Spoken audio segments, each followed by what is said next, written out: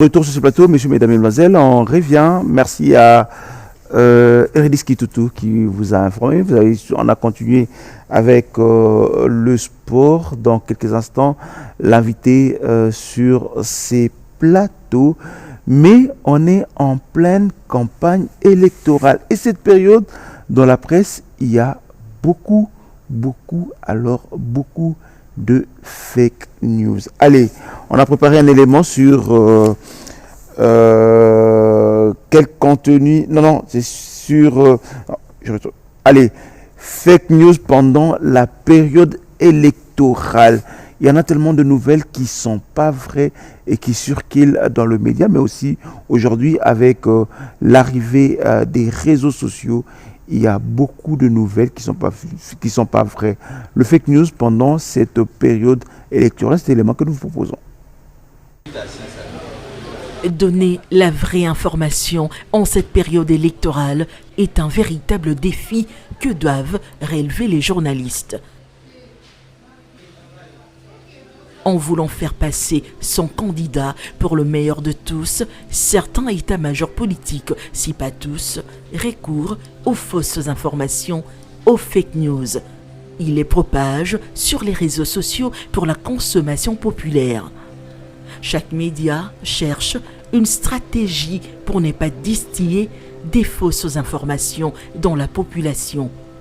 Pour ne pas tomber dans le piège de ces fausses informations, l'agence congolaise de presse s'est dotée d'un service de fact-checking dénommé débunkage. Ce service tourne à plein régime en cette période de campagne électorale.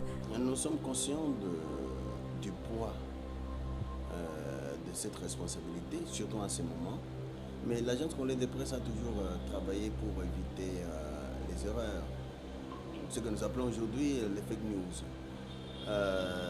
Non seulement nous avons beaucoup de reporters, des reporters qualifiés qui sont sur le terrain, mais nous croisons, et c'est ce que nous faisons d'habitude, les sources pour ne pas nous tromper, parce qu'en ce moment, si on se trompe, nous qui devons être l'église au milieu du village, c'est dramatique, c'est vraiment terrible pour le pays. Donc nous faisons tout pour que nous puissions donner la bonne information, et nous avons en plus la chance d'avoir maintenant une direction générale qui vient d'installer dans notre agence un service qu'on appelle débunkage. C'est pour détecter les fake news, et si nous doutons à un moment ou à un autre, nous recourons facilement par ce service. Avec l'éclosion des nouvelles technologies de l'information et de la communication, les réseaux sociaux sont devenus l'une des sources d'information. Même les médias dits traditionnels, notamment la télévision, recourent à cette source d'information. Et pourtant, ces réseaux sociaux sont beaucoup utilisés pour la vulgarisation des fake news. Bijou Idi est rédactrice en chef à Digital Congo. Mais on reste professionnel. On est en campagne pour tout le monde, mais restons professionnels. Peut-être que ça se présente pas trop dédié à l'électromagnétisme. Elle pense que les informations des réseaux sociaux ne doivent pas être rejetées en bloc, plutôt confrontées à la version des acteurs directs pour chercher l'authentification. Par rapport aux fake news, un média aujourd'hui ne peut pas dire qu'il ne recourt pas aux réseaux sociaux.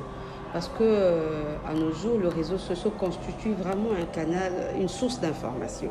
Alors, nous nous fions aussi aux réseaux sociaux, mais pour diffuser, nous essayons tant bien que mal à chercher toujours à vérifier l'information auprès des états-majors, comme aujourd'hui on est en campagne, auprès des états-majors de partis politiques.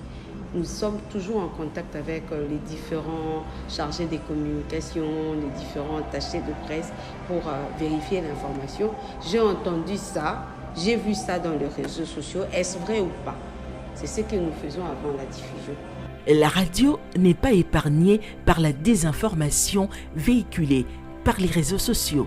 Jacques Moulouba est directeur des informations à la RTGA.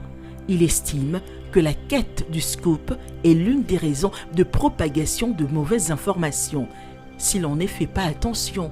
Les réseaux sociaux, pour moi, ne constituent pas, dans un premier temps, une source crédible, je parle bien d'une source crédible, n'est-ce pas?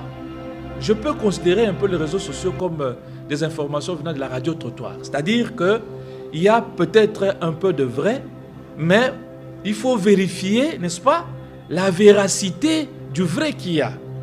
Nous tombons dans le piège, nous les médias, puisque à la recherche du sensationnel, n'est-ce pas, à la recherche des scoops, des fois nous pouvons diffuser une information de première main.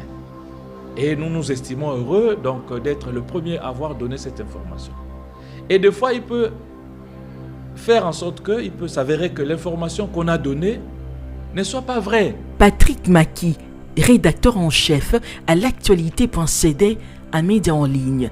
Pour lui, certains acteurs politiques qui veulent avoir bonne opinion distillent parfois les faussetés, soit par les réseaux sociaux, au travers de leur armée numérique, ou encore par la manipulation des journalistes. En période de campagne électorale, il y a ce qu'on appelle des armées numériques, par exemple, qui sont totalement déployées, qui sont totalement actives sur les réseaux sociaux, sur X, Facebook et plusieurs autres plateformes numériques. Des armées numériques qui sont à la solde de leur intérêt politique, de leur camp politique, qui veulent que les informations soient traitées selon que eux attendent, selon leur intérêt politique. Et nous ne tombons pas dans ces jeux-là. Qu'en cas de manipulation, si le journaliste est manipulé, moyennant quelques billets, il peut tomber dans les fake news.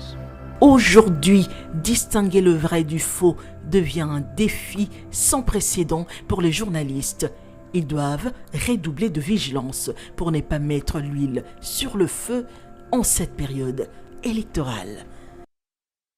La propagation de fake news pendant cette période électorale, faites très attention aux nouvelles, aux informations que vous lisez sur votre smartphone, surtout sur le réseau social. Monsieur Charles Bamana, venez Monsieur Charles, il est notre invité ce matin, c'est un compatriote, il vit à Londres, il est de la diaspora. Monsieur Charles, bonjour. Bonjour, monsieur le journaliste. Bienvenue sur ce plateau. Merci beaucoup. C'est la deuxième fois que vous venez dans cette émission. Prenez place. Là, vous revenez. Vous voulez vous asseoir où? Désormais, je pose cette question à tout le monde qui arrive. Je vais être en face de vous. Vous voulez être en face de moi? Ouais. Allez, on va s'asseoir. Comment vous allez? Je vais très bien, merci beaucoup. La dernière fois que vous êtes venu dans cette émission, vous étiez. Non, j'ai envie de bien dire les choses. Hein. Vous prétendez être candidat aux élections législatives pour la province du Kasaï, à Mbujimaï, c'est ça? Non, à Kananga. À Kananga, où le président de la République était hier. À Kananga, et aujourd'hui, vous revenez du COP 28 à Dubaï. Qu'est-ce qui s'est passé? Mais vous savez, Utilisez votre micro. Hein? Oui. Je pense que ça va comme ça. Oui, là, ça va. Vous savez que la bureaucratie chez nous, elle est lourde. C'est-à-dire? Nous étions positionnés sur une liste, mais au finish, notre liste n'a pas eu le seuil comme la CENI l'exige. On avait déjà commencé à préparer la base. Nous, personnellement, on a une base. On a quand même les gens qui nous attendaient, qui voulaient qu'on soit là. Ils ont fait beaucoup d'efforts, mais la liste n'a pas atteint le seuil. Notre nom est sorti avec quelques compatriotes, 170, mais il fallait atteindre le seuil de 290. Et au finish, nous n'avons pas atteint ce chiffre-là parce que le parti a payé la caution en retard. Ils prétendaient que quand ils vont aller à la Cour constitutionnelle, on pouvait avoir gain de cause. Mais la Cour constitutionnelle a rejeté. Ce qui fait que plus de 500 candidats, potentiels candidats, ont été délaissés. Et nous ne sommes pas candidats, mais cela ne nous décourage pas. Nous allons encourager ou soutenir ceux qui sont retenus. Donc, ce n'est pas une fin en soi. Alors, on va parler tout à l'heure des élections. Votre lecture par rapport à cette campagne électorale qui se déroule ici en République démocratique du Congo, pratiquement c'est la dernière semaine. Nous sommes à jour J-6, c'est le 20 décembre prochain. jour J-6. Nous sommes jeudi aujourd'hui, donc c'est le mercredi prochain. On va faire votre lecture, votre analyse. Vous êtes un compatriote, vous regardez de loin, de la diaspora. Vous revenez de Dubaï. Parlons d'abord du COP28. Comment ça s'est passé? Ben, vous savez que COP28, c'est une grande messe internationale. Moi, c'était la première expérience. Je me suis retrouvé sur la liste de la société civile congolaise. La société civile qui accompagnait le gouvernement, les ONG, les associations. Nous nous sommes retrouvés à Dubaï, là où s'est déroulé le COP28. Et pour que les gens comprennent qu'est-ce qui est COP28. COP28, c'est un forum qui est organisé par les Nations Unies, par le département des Nations Unies qui s'occupe de l'environnement, de l'énergie, de l'environnement. Et ça se tient chaque année. L'année passée, il y a eu COP27 qui s'est tenu en Égypte, je pense à Sharm el-Sheikh. Et cette fois-ci, ça s'est déroulé à Dubaï, aux Émirats Arabes Unis. Et nous nous sommes retrouvés là-bas. Il y avait plusieurs délégués de tout le monde, le monde entier, y compris la délégation congolaise. Vous êtes parti comme société civile, d'ailleurs, les sociétés civiles, j'ai envie de dire ça comme ça, les sociétés civiles du monde entier qui ont critiqué la tenue de cette COP à Dubaï parce que ce pays est accusé qui vit avec le pétrole, qui pollue l'environnement. Comment vous avez vécu ça, vous qui étiez sur place? Il y a plusieurs enjeux. Il y a ceux qui critiquent le pays qui nous a accueillis, mais ils ont raison parce que ce pays-là, ils sont champions dans la pollution.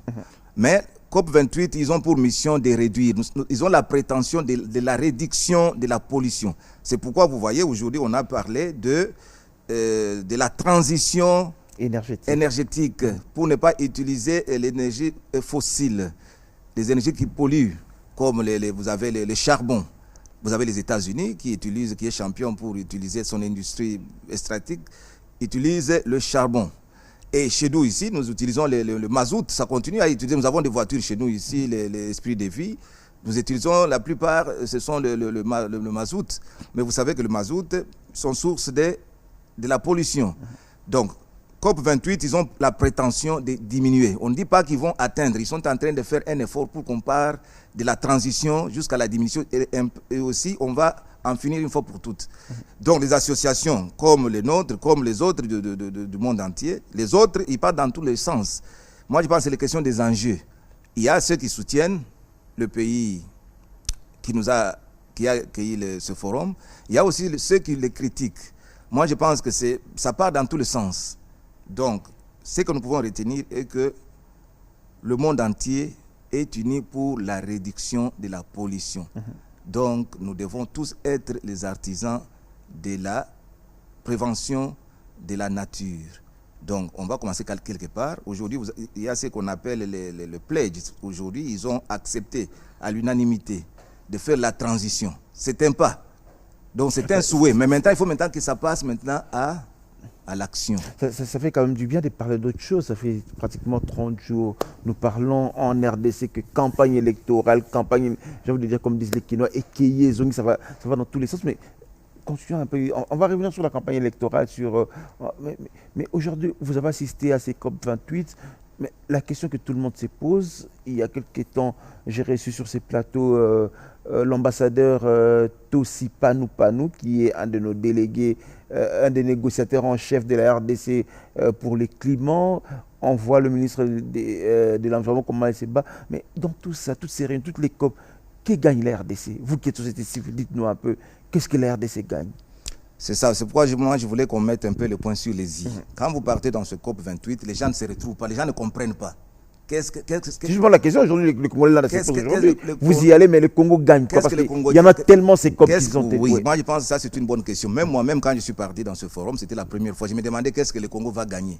Mais je suis très content que le Congo, par la bouche de son ministre de l'Environnement, elle-même, elle était présente, et je peux être très dynamique, elle a dit ceci.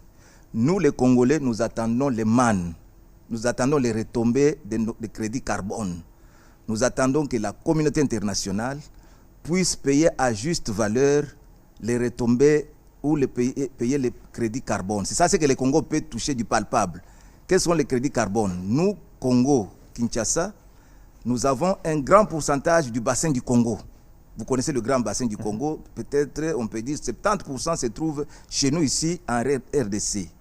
Nous avons des massifs, nous avons tout ce que les eaux et forêts. Nous sommes en train d'aider la communauté à absorber toute cette pollution. Mais en retour, le Congo ne gagne rien. Donc le petit peuple congolais peut retenir que le Congo est en train de se battre avec son gouvernement pour que nous puissions avoir les retours, pour qu'on puisse avoir l'argent liquide, pour aller tout droit au but. Le Congo a besoin de l'argent liquide. C'est ainsi que le gouvernement est en train de se battre pour qu'on puisse nous payer les crédits carbone, qu'on les paye à juste valeur. Si on peut les évaluer, on peut les évaluer en termes de milliards. Mais ce qui nous revient, c'est que des miettes. Monsieur Charles, cette question ne date pas d'aujourd'hui. Je me rappelle encore le président lorsqu'il a visité la Grande-Bretagne, lorsqu'il était à Londres avec le roi Charles, ils ont évoqué ces mêmes questions, les questions environnementales. D'ailleurs, le président disait d'ailleurs qu'il a trouvé dans le roi Charles quelqu'un qui maîtrise très bien ces sujets environnementaux. Plusieurs gouvernements, ces questions sont toujours revenues. On attend qu'on nous paye, mais on ne nous paye toujours pas. On paye, je pense qu'il y a déjà un début. Il y a quelques miettes qui viennent qui tombent dans des poches ou dans des directions. Il y a des organismes qui sont chargés pour percevoir les crédits carbone. Il y a quelques miettes, mais ce n'est pas assez. Je pense que les gens ne voient pas encore l'impact. C'est un combat. Tu vois, quand quelqu'un a ta dette, pour te payer, ça ne va pas comme ça du jour au lendemain. C'est toujours, il faut faire beaucoup d'efforts. Il faut venir toquer à la porte. C'est ce que le gouvernement est en train de faire. Moi, je pense que les gens ne doivent pas perdre. C'était tout un combat. Ceux qui polluent, il y a les autres qui ne sont pas encore conscients.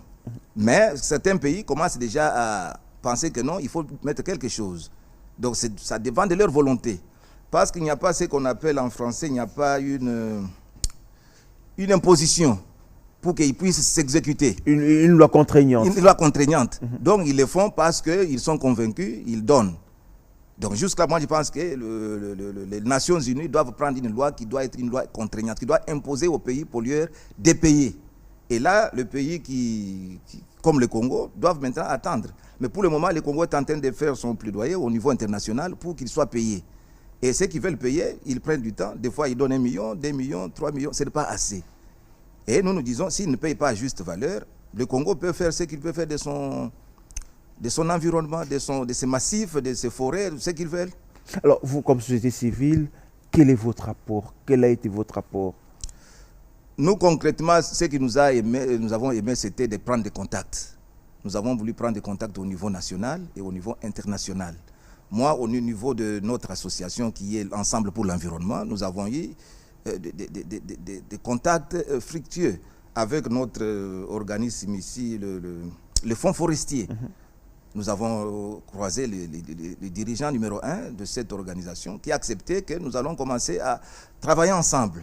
Ça, c'était pour nous peut-être un gain. Nous avons croisé la banque Equity Bank qui est installée ici chez nous, qui est une grande banque, qui est prête à soutenir les associations qui sont dans le développement. Nous, en tant qu'une association, nous sommes dans l'agriculture. Parce que nous avons compris que l'agriculture, ça donne les revenus directs et indirects. Nous avons déjà commencé un chantier au niveau du Katanga, au niveau de Tumbwe, à nos fonds propres. Et nous voulons élargir à 50 hectares. Et nous avons trouvé un interlocuteur valable qui est Equity Bank, qui nous a promis de venir toquer à la porte et on peut trouver une solution. Donc pour nous, ça a été bénéfique. Donc moi, je pense que notre présence à Dubaï n'était pas une visite de santé. Aujourd'hui, nous sommes avec Equity Bank qui nous a promis qu'ils ont ce qu'on appelle une fondation au sein de la banque. Et cette fondation a pour mission d'aider les associations qui sont dans le développement. Et nous allons les rencontrer et bientôt nous serons en contact pour voir dans quelle mesure ils peuvent nous aider pour développer nos 50 hectares qui sont déjà en chantier. D'accord, donc on comprend que Dubaï était pour vous un bon carnet d'adresses que vous avez retrouvé. Alors parlons élection, parlons campagne électorale, c'est dans 6 jours, le 20 décembre prochain. Les Congolais seront appelés à renouveler pratiquement les dirigeants à tous les niveaux pratiquement, hein, en commençant par le président de la République. Vous, quelle est la lecture? Quand vous regardez cette campagne, comment elle se passe? Quelle est la lecture que vous faites? Moi, je pense que c'est une bonne expérience pour les Congolais. Les gens, on ne doit pas se voiler la face. Nous devons respecter le cycle électoral. après chaque 5 ans, nous devons renouveler nos mandataires, nos dirigeants. Il y a les gens qui pensaient qu'on va faire les négociations. On va arrêter, on va aller dans les dialogues. Moi, je pense que c'était une peine perdue. Je pense que le gouvernement congolais a fait beaucoup d'efforts. Ils se sont sacrifiés pour financer ces élections sur les fonds propres, pour qu'on ait les élections le 20 décembre, au niveau présidentiel, au niveau des députés nationaux et au niveau provincial. Oui. C'est une bonne chose à encourager. Tout n'est pas parfait. Nous le faisons avec nos moyens de bord. Vous savez que nous avons une guerre qui nous est imposée du côté de l'Est et ce n'est pas facile. Et vous savez que l'économie du Congo, nous n'avons pas beaucoup de revenus. Par exemple, les gens ne payent pas des impôts ici parce que les gens se plaignent. Le gouvernement ne va aller pas chercher l'argent ailleurs. Le gouvernement a l'argent sur les impôts. Ici, l'impôt locatif, les gens ne payent pas. L'impôt sur les parkings, les gens ne payent pas. Mais les gens s'attendent que le gouvernement fasse beaucoup d'efforts. C'est ainsi que nous voulons respecter quelque chose de premier plan, c'est respecter d'abord les cycles. Les cycles de 5 ans doivent être respectés. Ça doit être entendu de tout le monde. Nous le faisons par vents et marées, qu'il y ait des élections. Mais ce que nous constatons, c'est une bonne expérience démocratique. Les gens peuvent aller dans tous les sens. La campagne est lancée, vous voyez les gens qui partent, chacun doit présenter son projet de société. Et au finish, c'est le peuple qui va décider. Mais on constate que sur terrain, il y a certains candidats qui n'étaient pas prêts. Justement, c'est la question que je voulais vous poser. Quand on regarde cette campagne, comment elle est en train de se dérouler, elle est très violente. Il y en a même, comme vous lisez, qui ont peur, un risque de déchirement, risque que cette campagne puisse laisser des fissures dans la communauté. Vous n'avez pas peur quand vous regardez moi, c'est l'expression démocratique. Pour moi, je pense que ça va dans tous les sens. Pour moi, c'est normal. Ça devait se passer qu'ainsi. C'est la démocratie. Le problème est que nous sommes devant des tendances. Il y a un groupe de gens qui ne pensent pas à cette élection. Et ils pensent que tout doit s'arrêter pour qu'on passe au dialogue. Donc ces gens-là ne seront pas contents qu'on aille aux élections. Donc ils sont en train de tirer les ficelles d'un côté pour que ça capote. Il y a les gens qui sont dans la dynamique d'aller aux élections, qui se sont préparés. Donc vous? Moi, je suis préparé, on a été préparé, ça fait plus de 2 ans. Parce que nous, on croyait qu'il y aura des élections. C'est ainsi qu'aujourd'hui, moi, je pense que le 20, il y aura les élections.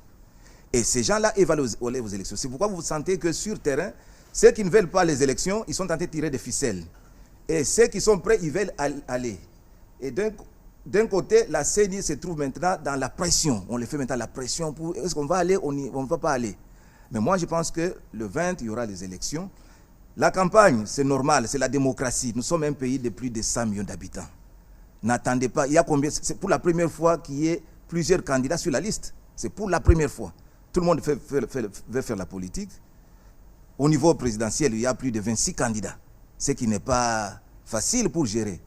Au niveau de province, au niveau national, des députations nationales, il y a plusieurs candidats. Donc tout ça, c'est l'expression démocratique. Et que les gens comprennent que c'est l'expression... Expression démocratique, vous avez peur que les gens se déchirent et que je vous ai dit tout à l'heure, que ça puisse laisser des traces, que ça puisse pas consolider l'unité nationale? Mais moi, je pense même dans la famille, les gens se tiraillent, mais au finish, ils vont se mettre ensemble. Je pense après le 20...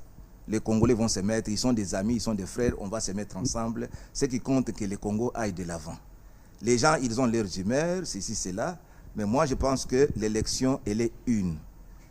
On aura besoin d'un seul président sur les 26, et au niveau des députations, au niveau de la députation, on a besoin de 500. Je ne sais pas s'il y a combien de candidats au niveau de la députation nationale. Les gens peuvent se déchirer. Plus de 50 000 candidats. Tout le monde va être élu, mais il n'y en aura que 500.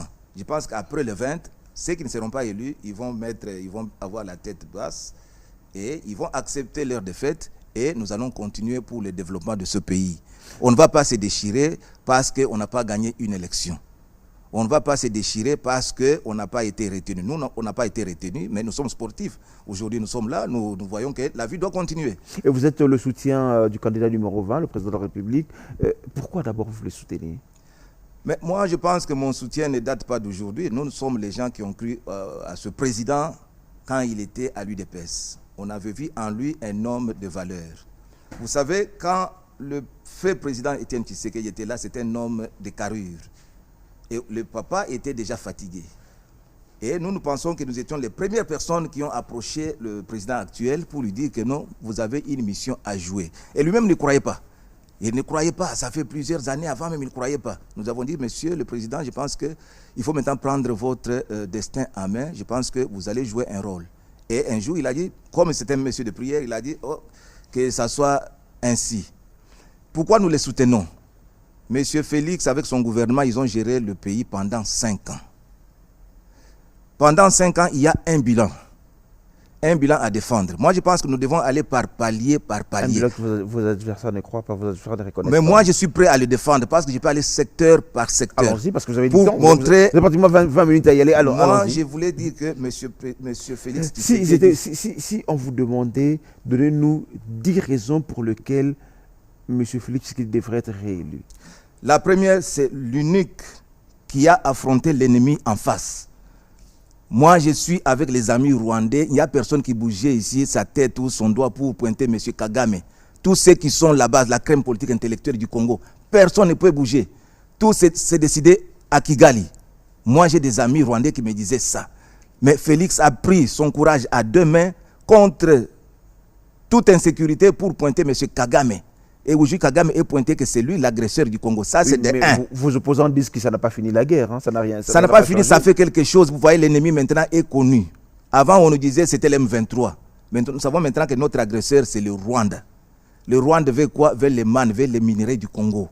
Le Rwanda veut expandre son territoire jusqu'au Congo. Il veut prendre les Massissi, il veut prendre Boudagan. C'est ça les idées expansionnistes de M. Kagame. Félix, il est l'unique qui a osé de pointer l'ennemi que c'est lui. Ça, c'est de 1. De 2.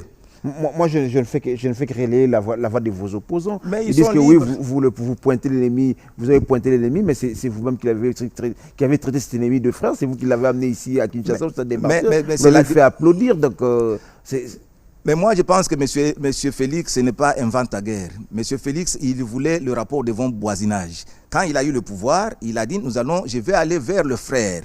C'était une façon comme, on dit, le corbeau, le renard. Il voulait attirer M. Kagame en l'appelant monsieur le frère. Venons, on va travailler ensemble. Il y a des gens qui le critiquent. Il l'a appelé ici à Kinshasa. On a chanté pour lui. C'est en diplomatie. C'est un chef de l'État. On n'allait pas huer sur lui. On a chanté pour lui. On a acclamé parce qu'on voulait quelque chose. On voulait qu'il puisse s'intégrer dans la dynamique de la paix pour qu'on puisse laisser la guerre et qu'on puisse travailler dans les relations gagnant-gagnant, 50-50. Et on lui a donné beaucoup de faveurs. Vous avez vu Rwanda qui est venu ici. Vous avez vu au niveau de Goma, il y avait les contrats qui lui ont été donnés. Tout ça, on faisait pour qu'il puisse... Mais qu'est-ce que notre surprise? M. Kagame n'était pas de bonne foi. Mais malgré ça, ça ne nous empêche pas de le pointer des doigts. Moi, je ne regrette pas. Je suis très content que M. Félix puisse le pointer des doigts. Parce qu'il n'y a aucun Congolais qui osait parler à M. Kagame comme ça. Personne. Tous ceux qui circulent, ils savent très bien. Le pouvoir s'est discuté au niveau de Rwanda. Ça, c'est de 1. De 2, M. Félix, il est en train de faire un effort pour qu'il y ait la guerre. La guerre finisse au niveau de l'Est. Si on s'arrête une minute sur cette question, je parle de vos opposants, ceux qui s'opposent à votre vision. Ils disent que lorsque le président Félix est arrivé au pouvoir, le M23 était déjà battu. C'est sous son régime que le M23 a ressuscité. Moi, j'ai une réponse à cela. Moi, j'ai dit ceci. Le M23 n'a pas été vaincu ou chassé du territoire congolais. Ce qui s'était passé, c'était quoi? Il y avait un semblant de paix. Le M23 était parti au niveau de Bunagana, au niveau de l'Ouganda. Mais en contrepartie, M. Kagame pouvait entrer au Congo matin, midi, soir, comme il voulait. Il avait installé ses pions. Donc c'est ça l'échange. Donc on n'avait pas le paix. On avait dit, ok, la guerre va s'arrêter. En contrepartie, M. Kagame entre au Congo matin et il sort comme il veut. C'est ça ce que les gens ne comprennent pas. Même du temps de M. Kabila, M. Joseph Kabila, M. Kagame entrait, il sortait. Et en contrepartie, on ne sentait pas le bruit de bottes. Mais nous, on ne veut pas ça. Nous, on ne veut pas que Kagame entre chez nous. Nous, on veut que Kagame quitte le territoire congolais. C'est pourquoi tu vois maintenant le M23 est rentré. Parce que les gens qui nous disent, oh, le M23 n'était pas parti, le M23 était quelque part, en attendant que Kagame entre au Congo, puise les minéraux, prendre les coltans et sorte. Et aujourd'hui, si nous voulons maintenant la paix définitive, et vous dites que non, c'est le monsieur Félix qui a ressuscité le M23. Moi, je pense que c'est une fausse analyse. Donc, il faut qu'il comprenne que Kagame entrait au Congo comme il voulait matin, midi, soir. Il avait installé ses pions partout ici, dans l'armée, au niveau de Kinshasa. Et quand on lui a dit maintenant, Niet, tu dois sortir, et il a ressuscité maintenant son M23. Qu'est-ce qui est bien? Que Kagame entre au Congo matin, midi, soir et on ne fait rien? Ou on dit à Kagame, monsieur, tu n'entres plus au Congo, c'est fini, le Congo appartient aux Congolais. Moi, je pense que ce n'est pas monsieur Félix qui l'a fait. Du temps de Kabila, il y avait un semblant de paix. Donc, on présente au petit peuple. Mais il n'y avait pas de guerre. Même les Kabylistes, si je peux parler, disent que Kabila est parti. Vous avez laissé le pays en entier aujourd'hui, sous le régime de Félix Tshisekedi, le pays est morcelé. Le pays est morcelé, pourquoi? C'est parce que Kagame maintenant ne se retrouve pas. Du temps de Kabila, Kagame est entré. Donc, qu'est-ce que vous voulez? Que quelqu'un vienne chez vous le matin, midi, il entre, il a la clé, il entre le matin, il sort, et vous dites que non, vous êtes libre, il n'y a pas la guerre. Et maintenant, vous dites à ce monsieur, ne viens plus chez moi. Qu'est-ce qui est bien? Je préfère dire à ce monsieur de ne plus venir chez moi, comme on a dit à monsieur Kagame, même s'il a créé sa guerre, là, ça va finir. Moi, je pense que l'État congolais, notre armée est en train de monter en puissance. C'est quelle question de mois. Je pense qu'après les élections, et monsieur Kagame, avec son M23, je pense qu'on parlera de cette histoire-là au passé. Nous sommes dans la dynamique de bouter, de finir cette histoire-là ça date plus de 2 décennies, plus de 20 ans. Et je pense cette fois-ci, après les élections, vous allez voir que Kagame ne sera plus au Congo. Que les gens qui disent que nos territoires, on va les récupérer. Bunagana, Massissi, tout ça, nous allons les récupérer. Que les gens prennent leur mal en patience, que les élections passent. Nous allons montrer à la face du monde que le Congo maintenant est libre et le Congo a l'armée et nous avons le moyen de notre politique. C'est ça que les gens doivent comprendre. Alors continuons sur les bilans. Vous avez dit que vous étiez capable de démontrer ces bilans. Je vous ai dit, Kagame, on l'a pointé du doigt. Ça dépend de la bravoure. Ce n'est pas donné à n'importe qui. 2, la guerre, on est en train de la faire avec nos moyens propres, avec notre armée.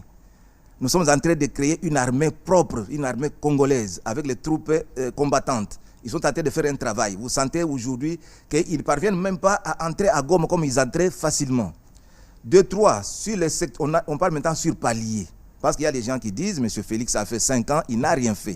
Mais il faut qu'ils comprennent que le Congo... Et on vous dit aujourd'hui, vous n'avez même pas le discours, vous n'avez même pas les discours des campagnes. Mais moi j'ai un discours... Votre discours de campagne aujourd'hui, si ce n'est pas Kagame, c'est Katumbi, vous avez plus... On va y arriver. Vous n'avez pas de discours de campagne. Moi j'ai un discours à donner. Moi j'ai une réponse à cela. J'ai dit pendant les 5 ans, M. Félix avec son gouvernement, ils ont fait quelque chose. Ils ont un bilan. Qu'est-ce qu'est un bilan? Le bilan, c'est un rapport de ce qu'ils ont fait. Qu'est-ce qu'ils ont fait, qu'est-ce qu'ils n'ont pas fait. Allons au niveau sécuritaire. Aujourd'hui, nous sommes en train de nous battre contre l'ennemi que nous avons pointé du doigt. Et nous sommes en train de nous battre et nous sommes sûrs que l'ennemi sera vaincu et bouté hors du territoire. Ça, c'est déjà un bilan. 2, sur le plan économique, les gens ne peuvent pas sentir dans leur panier... le panier de la ménagère. C'est normal. Mais le Congo a augmenté son budget national, qui était à peu près 3 milliards. Aujourd'hui, on nous parle de 16 milliards. C'est déjà l'avancée. Mais les gens ne sentent pas sur leur panier. C'est normal. C'est ce que Katumbi disait hier à Mwanda. On vous appelle les 16 milliards, mais qu'est-ce que les 16 milliards ont fait? Il ne peut pas comprendre les choses. Ce n'est pas donné à tout le monde. Nous avons 16 milliards. Notre pays, un grand pays comme le Congo, ne peut pas avoir 3 milliards quand même. 16 milliards, ça nous donne déjà, on peut déjà faire les prévisions. On peut déjà construire les infrastructures avec les 16 milliards. Ce n'est pas assez. Le Congo demande 200, 350 milliards de dollars par année. Nous sommes un grand pays à la forme d'un continent. Donc, sur le plan économique, nous avons trouvé une économie qui était tournée vers l'extérieur. Le Congo ne produisait rien. Depuis que nous sommes là, le Congo, tout nous vient de l'extérieur. Monsieur Félix Tshisekedi a impulsé. Il a dit commencer déjà à produire à l'interne. Je peux vous donner un exemple. Ici, on a commencé à nous faire des carreaux ici au niveau de Maluku. Avant, les gens qui voulaient construire leur maison, ils partaient à Dubaï, ils partaient en Turquie. Au niveau d'une zone économique spéciale. Mais ça, c'est déjà un pas. Nous voulons maintenant produire à l'interne. Parce que si nous produisons à l'interne, ça sera à moindre coût et ça va donner du travail à notre population. Monsieur Félix est en train d'impulser. Les gens n'ont pas encore vu les résultats, mais ils vont voir. Nous voulons vers l'économie à l'interne, d'abord. Produisez localement. Et quand nous allons produire localement... L'économie, moi je vais vous arrêter une minute. Partout où il est passé, on ne cesse de lui rappeler que le dollar, ça ne va pas. Mais le dollar, c'est le problème de la conjoncture économique. Si nous ne produisons pas, on ne s'entend pas que le dollar puisse augmenter. Pourquoi le dollar est chez nous? Pourquoi le dollar n'est pas en Angola? Pourquoi le dollar n'est pas en Afrique du Sud? Pourquoi chez nous les dollars? C'est parce que nous avons une économie qu'on appelle extravertie. tout nous vient de l'extérieur. Et les gens qui achètent les denrées de première nécessité, ils achètent en dollars. Et c'est pourquoi il y a la spéculation. Et de deux, vous savez qu'au niveau international, il y a ce qu'on appelle la conjoncture économique. Tous les pays ont été secoués avec le problème de Covid. Après Covid, il y a eu beaucoup de problèmes. Les pays de forte économie, ils sont menacés. Mais nous qui sommes une économie qui ne produit pas, on devait subir les conséquences. C'est normal. Mais le gouvernement a fait un effort quand même de stabiliser la monnaie. On est parti, ça n'a pas beaucoup. Il y a eu des secousses, mais on n'en a pas beaucoup senti. Les gens peuvent parler, les petits peuples disent non, c'est à 22, à 23, tout ça. Mais c'est la conjoncture. Le gouvernement a maximisé, a stabilisé la monnaie. Ça n'a pas été un choc.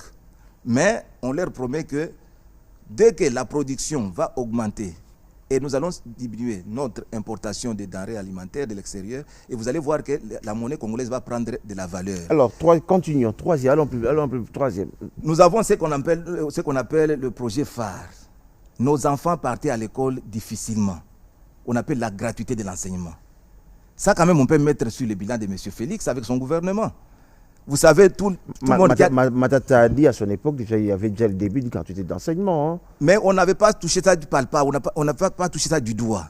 Sous Félix, on sent que les parents commencent à quand même, on les épargne quand même de frais scolaires. Et les enfants partent à l'école et on veut scolariser le grand nombre de tous nos enfants. Et puis les gens diront que non, l'éducation n'est pas de qualité. Mais nous sommes en train de nous mettre. D'un côté, ne demandez pas peut-être les œufs, vous demandez la poule aussi. Nous faisons les deux au même moment.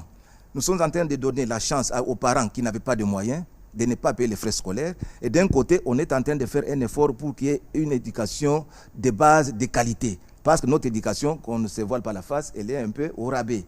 On est en train de faire un effort pour remonter cette éducation. Ça donne la chance à tous les parents qui ne payent pas les Minerval de voter pour M. Félix. De 3, au niveau santé. Vous savez que chez nous, ici au Congo, pour aller se faire soigner quelque part dans un hôpital, dans une clinique, c'est le parcours d'un combattant. M. Félix, avec son gouvernement, ils ont commencé à donner la chance aux mamans. D'abord, on commence avec les plus vulnérables. Les mamans qui nous donnent les enfants, qui nous donnent les nouveaux-nés.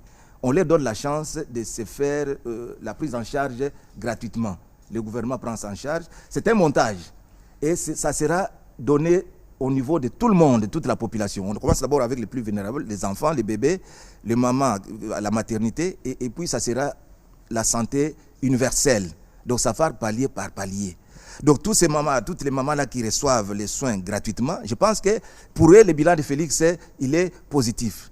Au niveau des chantiers, on ne construit pas un chantier dans 5 ans, dans 3 ans. On voit déjà le début de l'avancement. Ici à Kinshasa, vous parlez de Elengesa, vous parlez des avenues telles. Vous voyez que les avenues là sont construites par M. Félix. Allons maintenant sur les chantiers au niveau national. Il y a la nationale numéro 1. Aujourd'hui, on peut quitter Kinshasa, on arrive à Tchikap le même jour. Ça montre que c'est déjà un début. Mais on est en train de continuer pour que la nationale numéro 1 quitte ici jusqu'à Kasumbalesa. C'est déjà un bon début. Allez voir les gens de l'Onatra. Le Congo n'avait même pas, on ne parlait même plus des bateaux. Et j'ai suivi les gens de l'Onatra, ils nous disent qu'aujourd'hui, ils sont en train de sourire parce que l'Onatra est en train de récupérer ce moyen. Ils ont des premiers bateaux qui arrivent. Ça, c'est déjà très bien au niveau du transport. Le transport public, nous avons ce que nous appelons ici les bus. Les transports au niveau de l'université, au niveau de la population. On voit quand même. Mais tout n'est pas encore fait. Mais c'est pourquoi nous demandons de donner la chance au monsieur qui a déjà commencé quelque chose d'en finir. Que de ne pas lui donner le mandat, tout va s'arrêter, nous allons commencer à zéro. Qu'est-ce qui est bien? Moi, je pense que donner la chance à un monsieur qui a déjà commencé quelque chose et de lui donner encore la chance d'aller jusqu'au bout et on va voir là où ce qu'il va nous délivrer. Alors, monsieur Charles, je rappelle, hein, vous êtes un compatriote, vous vivez à Londres, mais vous passez beaucoup plus de votre temps ici en RDC, particulièrement à Kananga, où vous avez pratiquement votre base. On a vu des images hier, des images du président à Kananga. La question qu'on se pose aujourd'hui, on a vu à Mboujima, on a vu à Kananga. Qu'est-ce qui lie le président à ce peuple? Moi, je pense que quand le président arrive à Kananga, spécialement à Mboujima, il voit qu'il y a beaucoup à faire. Lui-même, il est conscient de ce qui est là. Moi-même, j'étais là quelques mois. Il y a beaucoup à faire. Les besoins sont énormes.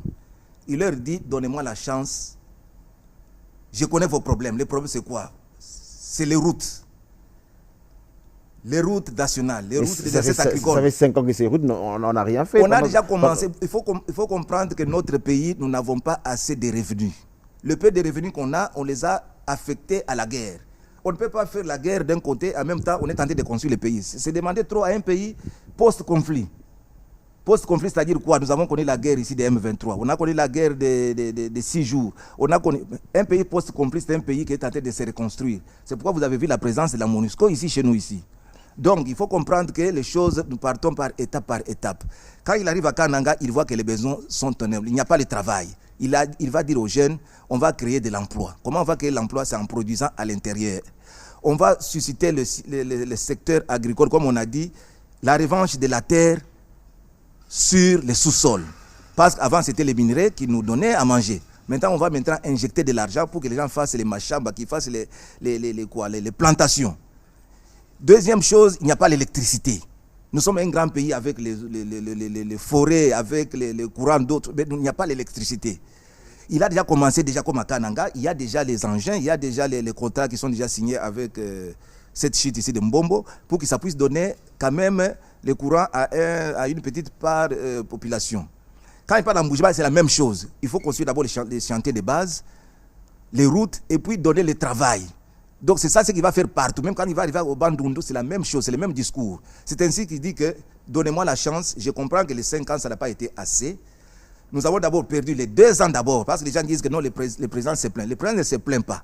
Le président, son défaut est qu'il dit la vérité. C'est un monsieur simple comme tout le monde, il dit la vérité de ce qu'il voit. Nous avons perdu les 2 ans avec l'association, avec ce qu'on appelle FCC Cash. Ça nous a perdu 2 ans. Mais prenez le temps que le président a commencé a eu la manette de gérer le pays lui-même. Vous voyez qu'il y a des choses qui bougent. Au niveau de Lubumbashi, au niveau de Sakagne, vous avez vu la route qui est construite là-bas, au niveau de Kasumbalès. Mais au niveau de Kananga, je pense que c'est une zone enclavée. Donc ce qu'il faut leur faire, il faut leur donner l'ouverture. Il y a leur demande, c'est quoi? La route Kalambambouji. Cette route-là qui nous mène jusqu'à la frontière angolaise. Cette route-là doit être achevée. Cette route-là doit être achevée de toute urgence. Alors la question, on va terminer, ça peut être ma dernière question. La question que je me pose aujourd'hui, quand je vous entends parler, quand je regarde tous les ressortissants kassaïens qui vivent ici à Kinshasa et à travers le monde, c'est comme si les kassaïens lui-même n'est pas conscient que c'est lui-même qui devrait construire ou bâtir sa province et vous laissez tout au président de la République. Ça, c'est un constat, moi-même je l'ai constaté. Je pense que le peuple kassaïen, peut-être la crème intellectuelle. Vous vous plaignez, mais vous êtes en mesure de vous unir et de reconstruire votre province. Oui, mais je pense que c'est un message qui doit être lancé à tout le monde. Ils ont laissé leur province et aller investir à l'extérieur ou aller investir dans d'autres provinces. Moi, je pense que chacun devait avoir quand même une base chez lui. Parce que si vous ne bâtissez pas chez vous, n'attendez pas que les étrangers viennent le faire. Donc, moi, je pense que c'est un message. Ce que vous dites, c'est un constat réel. Que la crème intellectuelle, tous les Kassaïens qui sont par-ci, par-là, éparpillés au monde, dans d'autres provinces, venez chez vous. La construction de votre ville, c'est vous. Ce n'est pas le monsieur Félix. Monsieur Félix va que vous accompagner. Initier les projets qui sont les projets intégrateurs entre Kassai et d'autres provinces pour que Kassai soit ouverte sur les provinces voisines. Je pense que c'est un message on ne peut pas nier ça. Beaucoup n'ont pas fait quelque chose, mais nous pensons que nous devons prendre conscience aujourd'hui de venir investir chez nous. Que chacun ait au moins une adresse chez lui. Vous en avez? Moi, j'ai une adresse chez moi. Moi, je ne peux pas me vanter, j'ai une adresse chez moi. J'ai investi chez moi avec mes moyens de bord. Je travaille avec la base de chez moi. Même maintenant, ils m'écoutent, ils savent que les messieurs là, c'est les messieurs nôtres. Je ne suis pas toujours à Kinshasa, je ne suis pas toujours à l'étranger, mais je suis un pied au Kassai, chez moi à Kananga, où je fais les activités de développement avec notre ONG. Et je pense que les gens doivent suivre notre exemple. Au lieu de passer beaucoup de temps à Kinshasa, beaucoup de temps à Lubumbashi, ou beaucoup de temps à l'extérieur, et toujours parler sans acte, je pense qu'il est temps maintenant que chacun vienne chercher une adresse chez lui. Même si vous n'y habitez pas, que ce soit une adresse où là on peut vous retrouver un jour. C'est ainsi que vous allez construire votre province. Monsieur Charles Bamana, merci beaucoup. On va se lever pour terminer cette émission. Merci d'être venu, merci de nous avoir visités. Vous allez regarder une des caméras, celle-ci qui est en face de moi. Vous allez passer votre message à tous les Congolais et tous les Kanangais qui vous regardent ce matin, vous allez leur dire quoi? Mais moi, je leur dis ceci, nous sommes pendant la période de campagne. Donc, pour moi, le numéro est simple, le numéro 20. Il faut renouveler la confiance à M. Félix, Monsieur Félix Antoine Tshisekedi. C'est celui qui peut vous écouter facilement. Si vous allez écouter les gens qui viennent vous raconter leur vie, vous allez pleurer un jour. Je pense qu'il y a beaucoup à faire chez nous. Il y a le problème des routes, il y a le problème de l'eau, il y a le problème de l'emploi. Et nous avons confiance que le mandat prochain, le gouvernement national va s'impliquer pour que cette province puisse sortir de ce que nous appelons, nous sommes une province qui n'est pas ouverte sur d'autres provinces. Donc le message est, choisissez, votez utile. Il faut voter, pour moi, il faut voter le monsieur Félix Antoine. Moi, je pense que c'est ça la raison. Si vous ne votez pas la raison, vous allez pleurer un jour, notre pays sera vendu aux étrangers. Vous savez que cette émission est enregistrée et à la fin du prochain mandat, vous reviendrez sur ce plateau, je vous poserai le même question. J'espère que vous n'aurez pas à me dire qu'il a fait 5 ans et j'espère que vous aurez... Non, je pense qu'après 5 ans, il va maintenant livrer les ouvrages et puis il va partir. Après 2028, il va laisser ses ouvrages et il va partir et un autre va venir. Pour le moment, on lui donne la chance qu'il puisse construire ce pays et 2028, que ceux qui veulent le combattre, qu'ils viennent après 2028. Merci, M. Charles Bamana, merci d'être venu. Je rappelle que vous êtes un compatriote, vous vivez entre Londres et Kananga. Je n'ai pas envie de dire Kinshasa, vous aimez plus votre Kananga natal où vous travaillez dans le projet de développement. On vous visitera un jour à Kananga. Merci beaucoup de nous avoir donné la parole. Merci à tous les Congolais qui nous écoutent pour le moment. Merci. Merci beaucoup, M. Charles. Allez, on va vous conduire. Mesdames et messieurs, on a fini pour aujourd'hui. On va souhaiter bon anniversaire à tous ceux qui sont... Allez-y, M. Charles. Allez, sentez-vous. Allez, on est en direct. C'est ça, la beauté du direct. Allez, on va souhaiter bon anniversaire à tous ceux qui sont nés aujourd'hui. Il y a beaucoup d'anonymes, mais particulièrement, ça sera Jocelyne Botouli Bossolo. Bon anniversaire, Jocelyne. Allez, c'est fini? Marie-Laure, on a fini. On va faire le selfie de revoir aujourd'hui? On a commencé. Allez, non, on dit c'est fini. Allez, mesdames et messieurs, on a fini. Je vous retrouve samedi à 10 h pour le grand show du week-end. Mais n'oubliez pas, jour J-6, le 20 décembre, votez avec votre conscience et pas avec votre ventre. Au revoir.